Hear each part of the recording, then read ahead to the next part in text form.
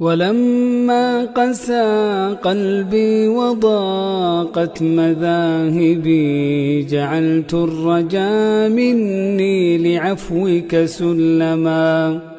تعاظمني ذنبي فلما قرنته بعفوك ربي كان عفوك أعظما.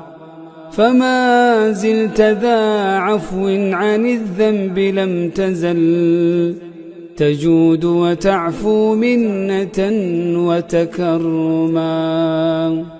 وأحسن منها قول ربي سبحانه وتعالى: نبئ عبادي أني أنا الغفور الرحيم.